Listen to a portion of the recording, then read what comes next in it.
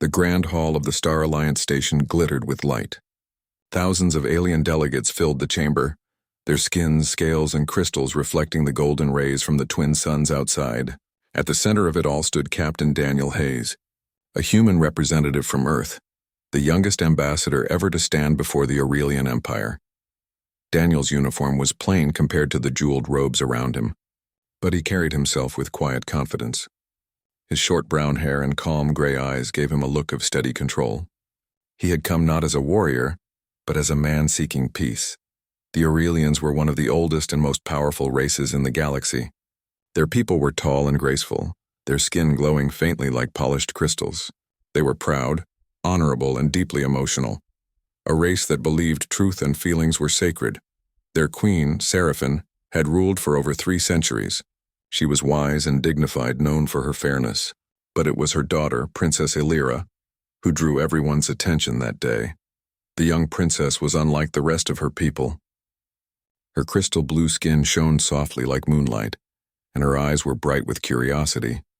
While most Aurelians viewed humans as strange and unpredictable, Lyra seemed fascinated by them, especially by Daniel. As the diplomatic gathering began, ambassadors from dozens of worlds spoke of trade, peace, and exploration, but the room seemed to focus on one thing: humanity. Humans were the newcomers, a young race who had risen from their small blue world only a few centuries ago. In less than 100 years, they had built fleets, colonies, and technologies that even old empires admired. They were brave, creative, and often unpredictable. Many species saw them as a potential threat. Others saw them as hope. The Aurelians, however, remained cautious. They had fought many wars before, and they valued peace above all things. So when Earth requested to join the Interstellar Harmony Pact, Queen Seraphine decided to test them. That test came in the form of diplomacy, and Daniel Hayes was chosen to represent his world. For several days, Daniel spoke before the royal court. His words were calm, respectful, and full of sincerity. He did not promise power or riches. Instead, he spoke about unity, trust, and cooperation.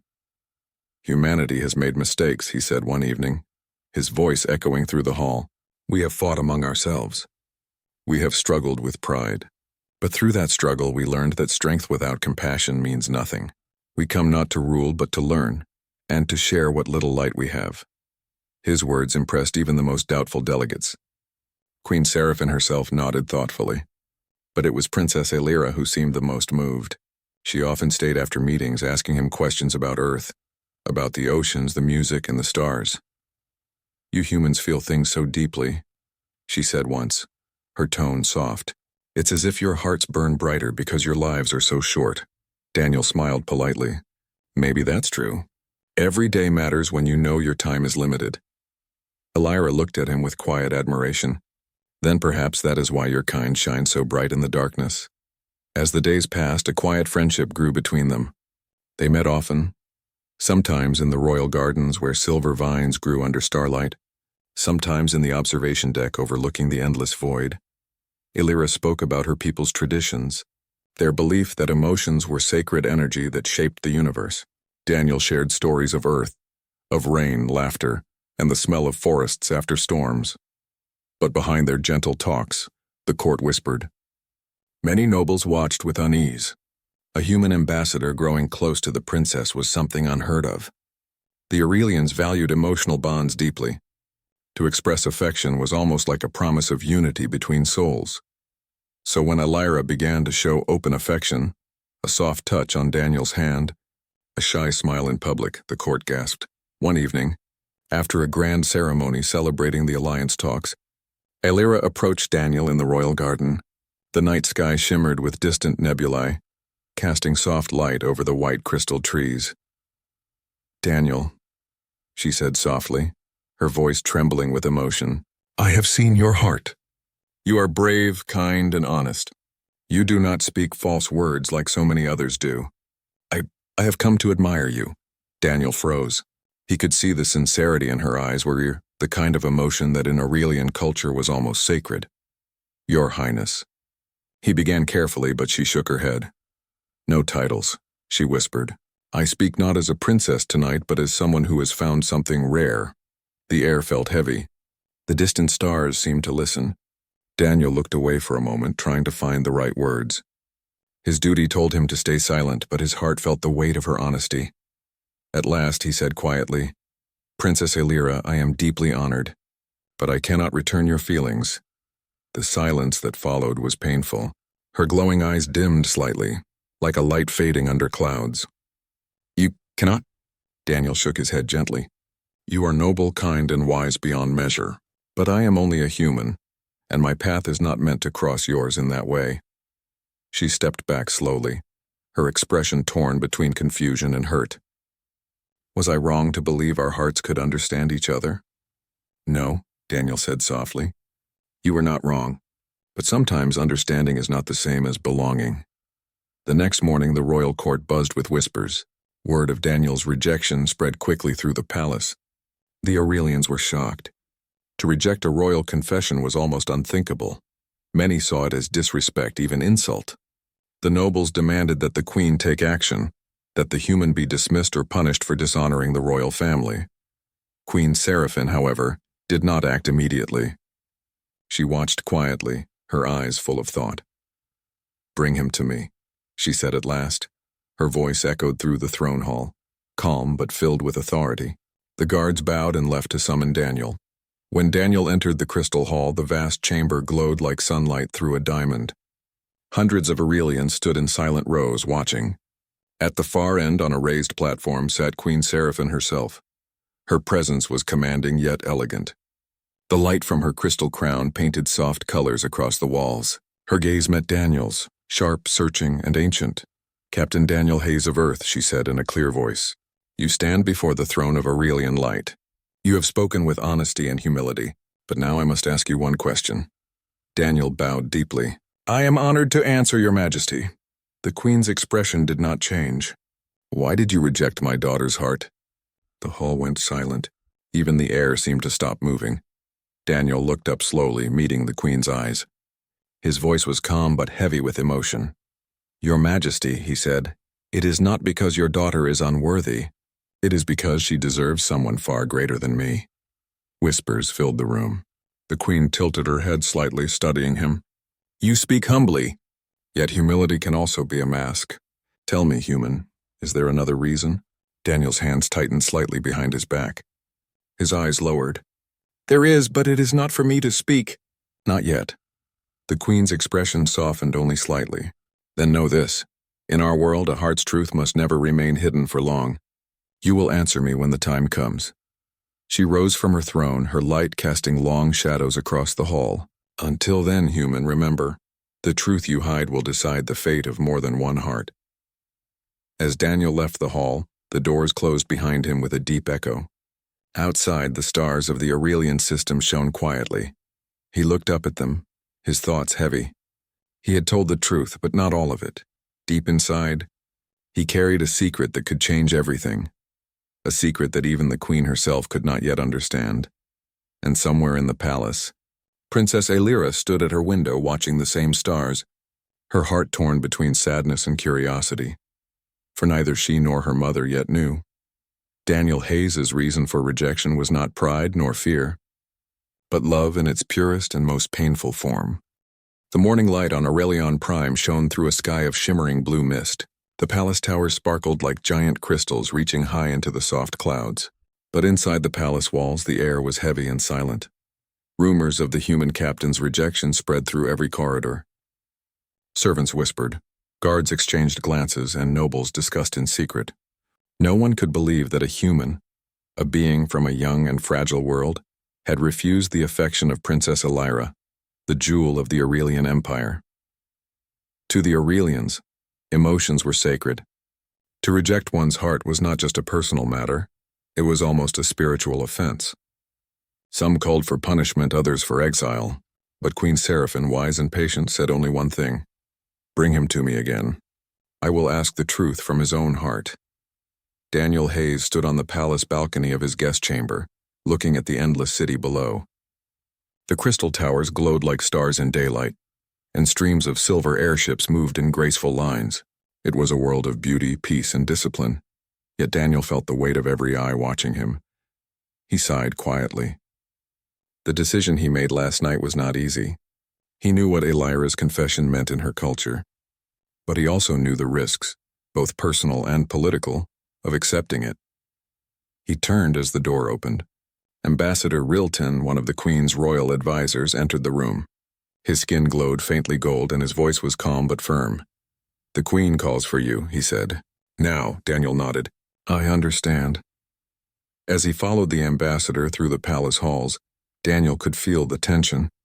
Every noble they passed turned their head slightly, whispering words in their melodic Aurelian tongue. He didn't need a translator to know the tone. Suspicion, curiosity, maybe even anger. When they reached the crystal hall, the massive doors opened slowly with a deep hum. The same hall where Daniel had spoken of peace now felt like a court of judgment. The Queen sat upon her radiant throne surrounded by her council. Her golden crown reflected light across the room. To her right stood Princess Lyra, her head bowed, her glowing eyes dim with sadness. Daniel walked forward and stopped at the center of the shining floor. He bowed respectfully. "Your Majesty," Queen Seraphine's voice filled the chamber. "Captain Hayes, the people of Aurelian whisper many things today. Some say you insulted our crown. Some say you acted from arrogance. I wish to believe neither. So I will ask you again. Why did you reject my daughter's heart?" Her tone was calm but powerful, every word echoing like soft thunder. Daniel looked up, meeting her ancient eyes. Around them, the court was silent. Even the glowing walls seemed to hold their breath. "Your Majesty," he began slowly, "I mean no disrespect. I have the deepest admiration for your daughter and for your people, but what she offered me was something I could not accept honestly. To say yes would have been a lie, and lies have no place in love." The Queen tilted her head slightly. "You speak of honesty, yet your words hide more than they reveal. If it is truth you value, then speak all of it." Daniel hesitated. His heart pounded.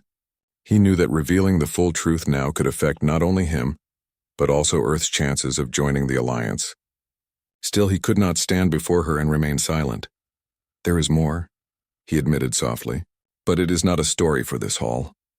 The Queen's eyes narrowed slightly, though her tone remained composed. "This hall is where truths are spoken. If your heart is pure, speak freely." Before Daniel could answer, Princess Lyra stepped forward. "Mother, please," she said gently. He did not mean harm. He only spoke with honesty. The Queen looked at her daughter, her gaze softening for a moment. "My child, when a heart is given, it must be received with care. But when a heart is refused, the reason must be understood. Only then can peace remain." Then she turned back to Daniel. "Human, you may not yet understand how deeply emotion binds us. When my daughter spoke her truth to you, she bound her spirit to yours for a moment in time. To refuse her without explanation is to leave her spirit lost. Would you have me let her suffer so?" Daniel took a slow breath. "No, Your Majesty. That is the last thing I would ever wish." "Then tell us the truth," she said, her voice softening but still firm. "Was it her appearance? Her nature? Or do humans believe themselves too proud to join with another race?" Daniel shook his head immediately. "Never. Humanity does not see beauty in one form alone. We see it in courage, kindness, and heart. Your daughter has all of these. Then why?" she asked again. "Why would you turn away something that so many would have treasured?" Daniel looked around the hall, at the glowing faces, at Lyra's sad eyes, and finally back at the Queen. "Because," he said quietly, "your daughter deserves someone whose life can belong to her. Mine cannot." Whispers spread through the court. The Queen frowned slightly. "Explain." Daniel straightened his posture, his voice calm but filled with emotion. "I came here as a representative of Earth. My duty is to my world, my people, and the fragile peace we are trying to build. If I accepted her affection, I would be forced to choose between her and my world, between love and duty, and I cannot choose one without destroying the other." The hall went silent again. Even the hum of the crystal walls faded away. The Queen leaned back, her expression thoughtful. "You speak as one burdened by honor, yet honor alone does not ease the heart." Daniel nodded slightly. "That is true. I have known the weight of failure before. I will not add another heart to that burden." A shadow passed over the Queen's face, not anger, but a deep understanding. She saw something in Daniel's eyes, something unspoken. Pain, guilt, maybe loss. After a long pause, the Queen said, You may go, Captain Hayes. But know this. I will not rest until I understand the truth you hide. Your answer is incomplete, and incomplete truths can poison peace. Daniel bowed deeply. I understand, Your Majesty. He turned and left the hall, his footsteps echoing in the silence. As the great doors closed behind him, Lyra looked at her mother, her voice trembling. He is not lying, Mother. I felt it, the sadness in his heart. He hides something not from pride, but from pain. The Queen looked at her daughter for a long moment, then said quietly, Perhaps, but even pain must have a name. Later that night, Daniel sat alone in his quarters. The soft glow of the city lights reflected off the glass walls. He held a small data crystal in his hand, one that contained a single recording. He activated it. The image of a small alien child appeared, her skin golden, her smile bright. She was from a planet once caught in a terrible war. Daniel had led a rescue mission there years ago, but he had failed to save her. Captain, the hologram of his old commander's voice echoed faintly. We did everything we could. The Zelvar attack came too fast. You couldn't have saved them all. But Daniel couldn't forget. The image of that child had stayed with him, the look in her eyes before the explosion. It had been his greatest failure. Since that day, he had promised himself he would never again bring harm or sorrow to another alien being, no matter the cost. And now here he was, standing between duty and emotion once again. He turned off the crystal and looked out at the stars. I won't let history repeat itself, he whispered. Not again. Meanwhile, in the Queen's private chamber, Seraphine spoke softly to her daughter. Lyra, you are still young. The heart is strong but fragile. You must not let it guide you into sorrow. Lyra looked out at the stars, her expression calm but sad. Mother, sometimes sorrow is the price of truth. I think Captain Hayes carries more sorrow than we know. I don't think he rejected me for himself. I think he did it to protect me. The Queen was silent for a long time. Her crystal eyes reflected the starlight. If that is true, she said softly, then the human's heart is both brave and broken. She turned to the window, watching the city glow below. Tomorrow I will test his words. If he truly acts from honor, I will see it with my own eyes. That night, as two different hearts looked up at the same stars, one human, one Aurelian, the galaxy felt strangely quiet. Neither of them knew that the next dawn would bring a test that would decide not only the future of their worlds, but the truth hidden within a single human heart. The sun rose slowly over Aurelion Prime, painting the sky in shades of soft blue and gold. The crystal towers of the royal city shone like frozen fire, but inside the palace silence ruled. The events of the previous day had left an uneasy feeling among the court. The human ambassador's words still echoed in their minds. She deserves someone whose life can belong to her. Mine cannot. Queen Seraphine sat alone in her private chamber, deep in thought. Her wise eyes reflected the sunlight through the tall glass walls. She had lived for centuries, had seen many beings come and go, kings, warriors, scholars. But she had never met a human quite like Daniel Hayes. He was neither arrogant nor desperate to please. He spoke with truth, and yet that truth carried sorrow. The Queen touched the glowing gem on her wrist communicator. Advisor Rilton, she said, I want a full record of Captain Hayes's past. Every mission, every record, every scar. There is something he hides, and I must know what it is. Q. The investigation within hours, the Royal Intelligence Archives opened to her. Files from Earth's diplomatic history, battle records, and humanitarian missions appeared in shining holograms before her. The Queen studied them carefully.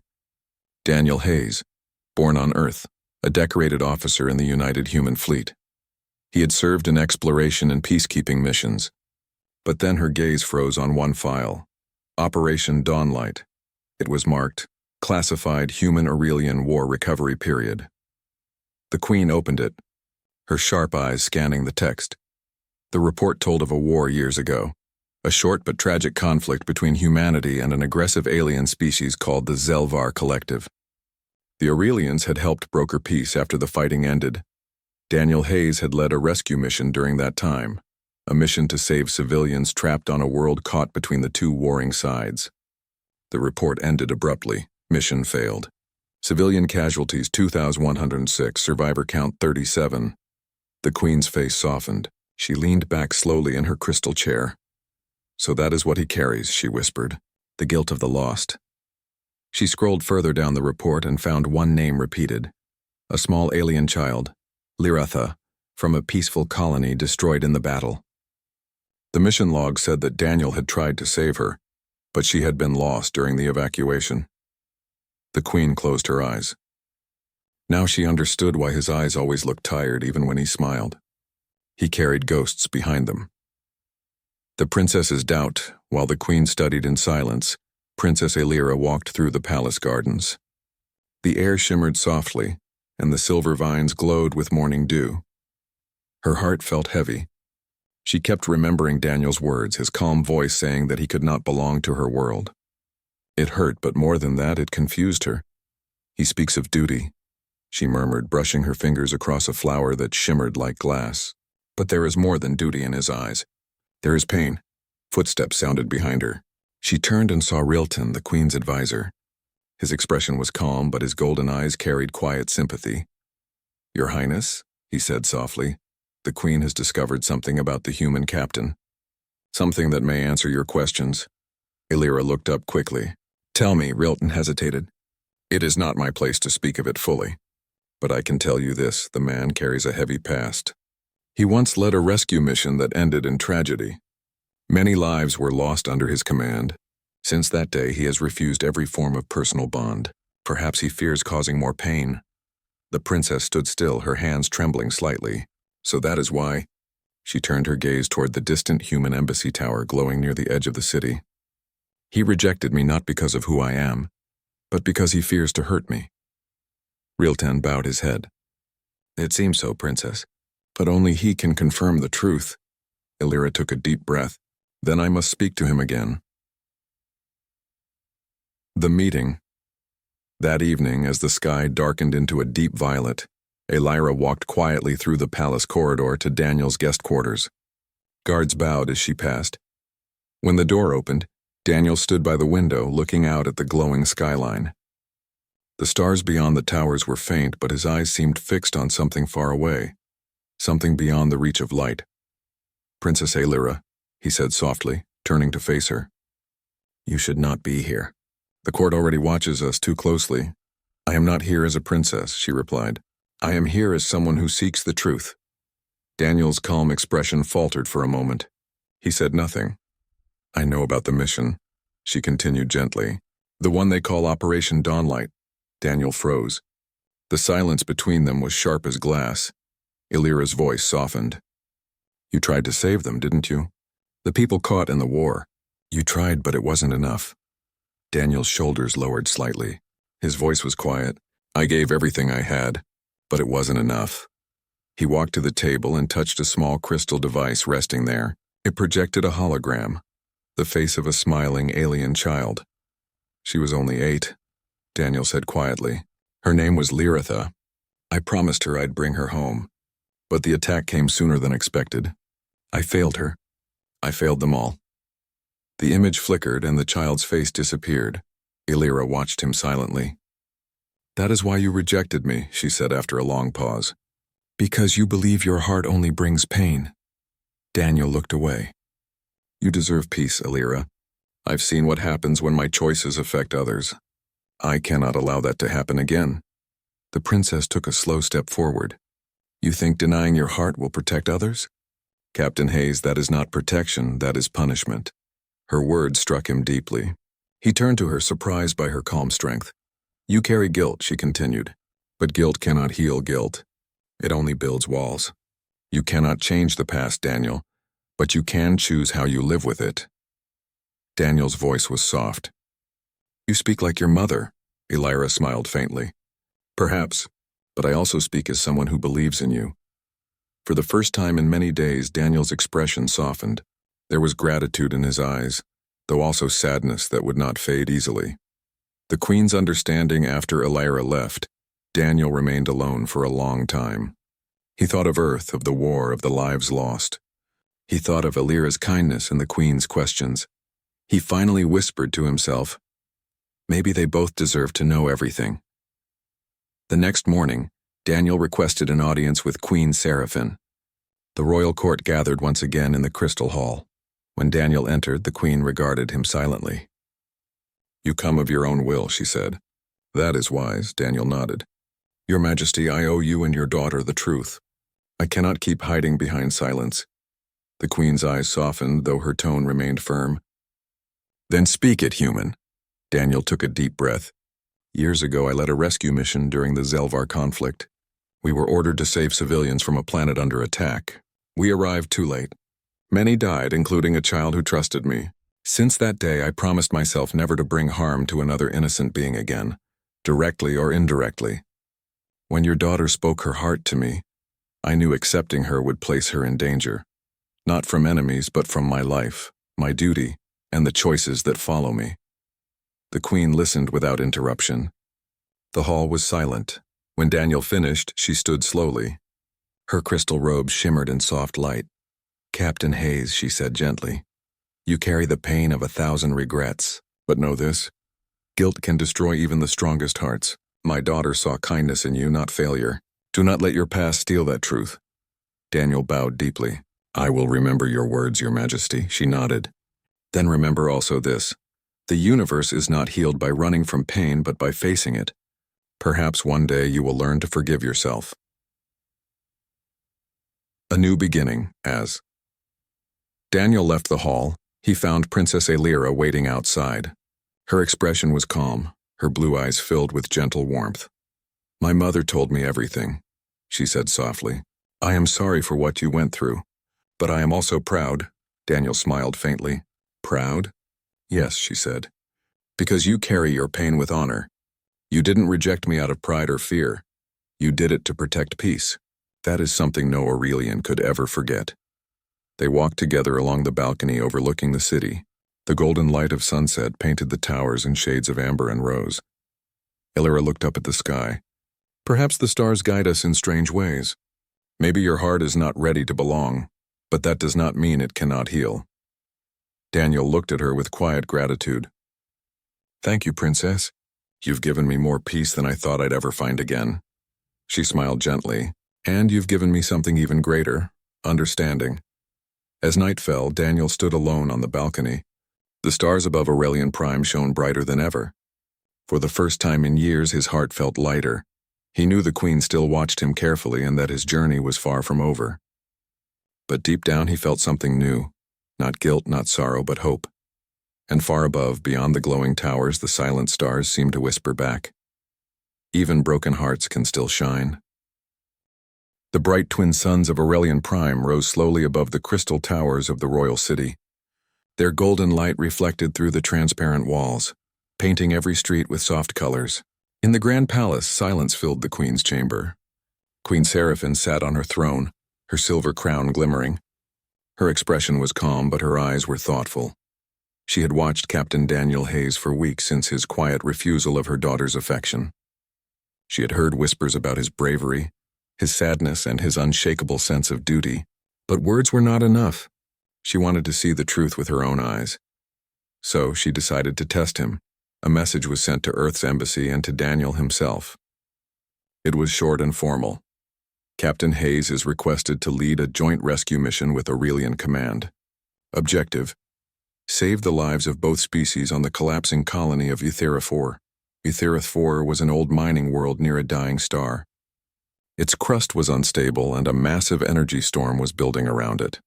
Thousands of people, humans and Aurelians, were trapped there after an accident shut down the evacuation ships.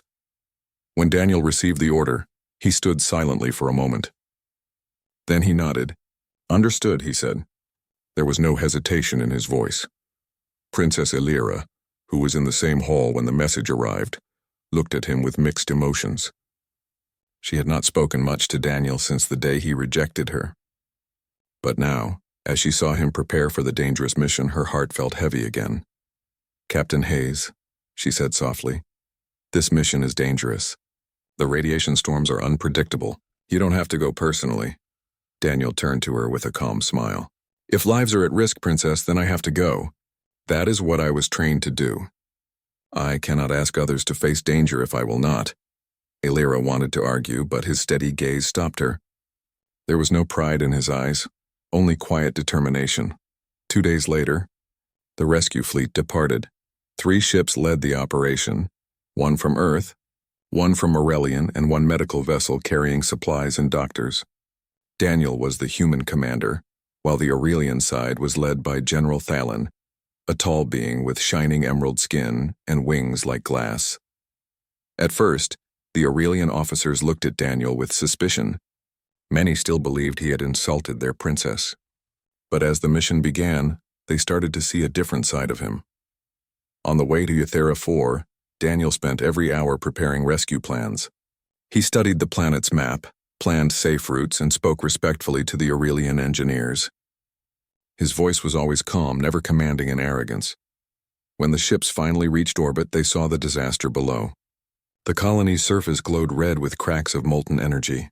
Lightning storms danced across the clouds.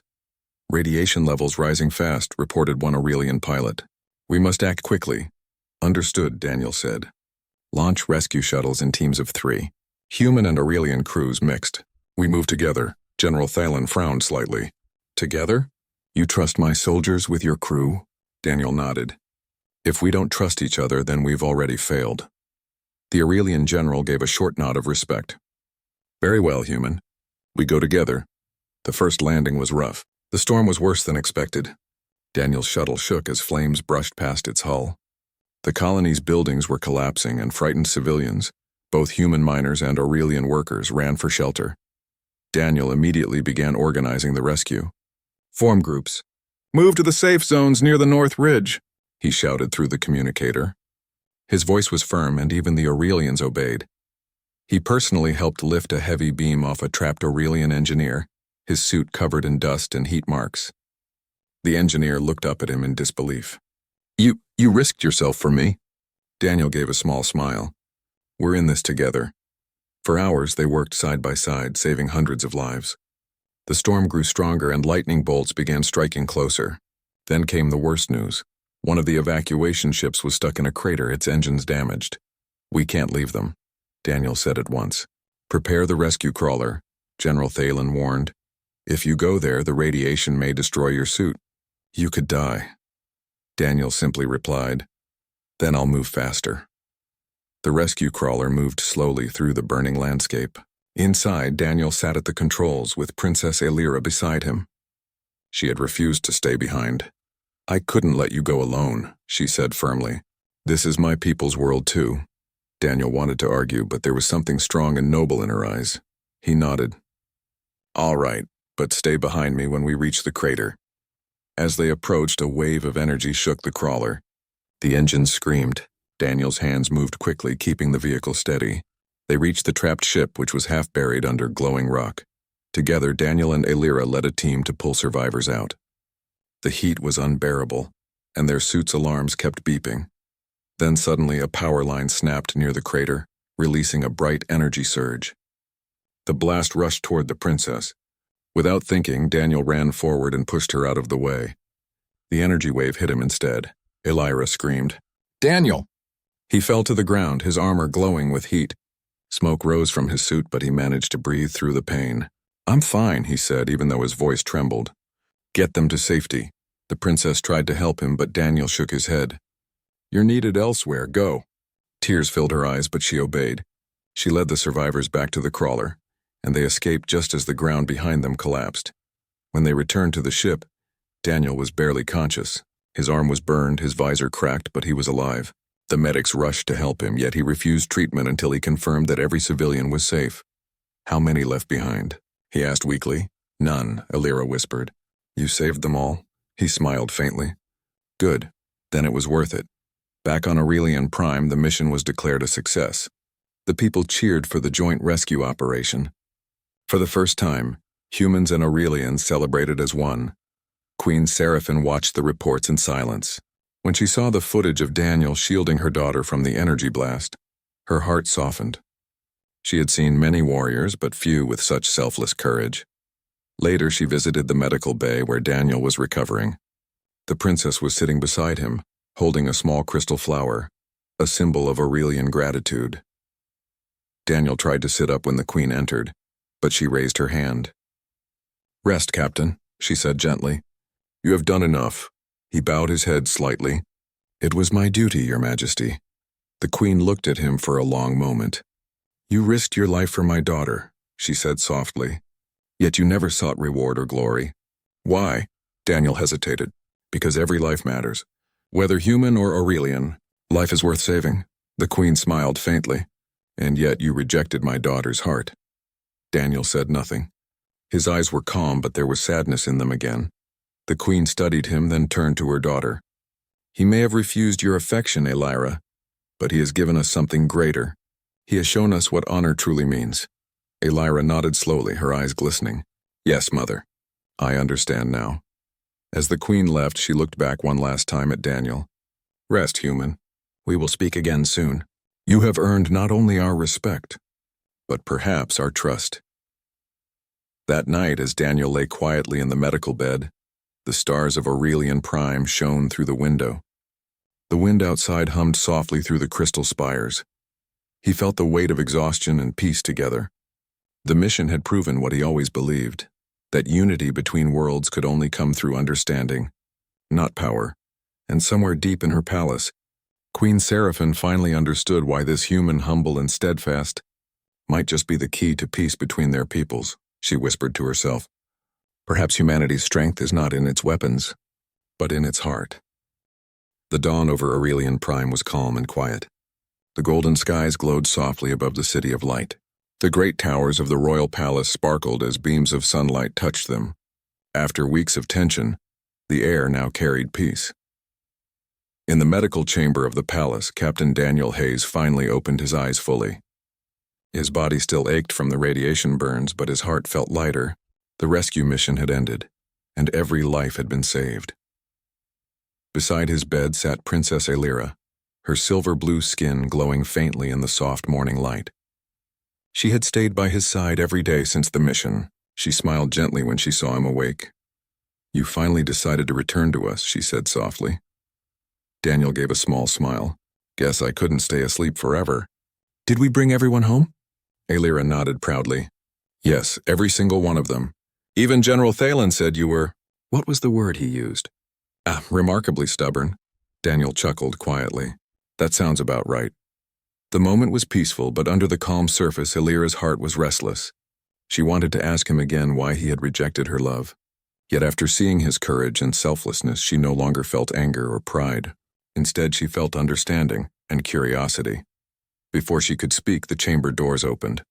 Queen Seraphine entered with her royal guards, her long robe flowing like liquid crystal. The guard stepped aside and she approached Daniel's bed. Lyra quickly stood and bowed. "Mother." The Queen gave her daughter a gentle nod, then turned her gaze toward the human.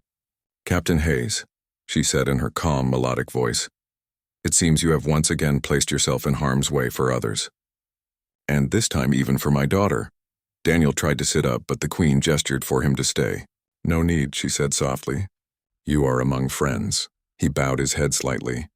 "It was my duty, Your Majesty." The Queen's expression was unreadable. "Duty, always duty," she murmured.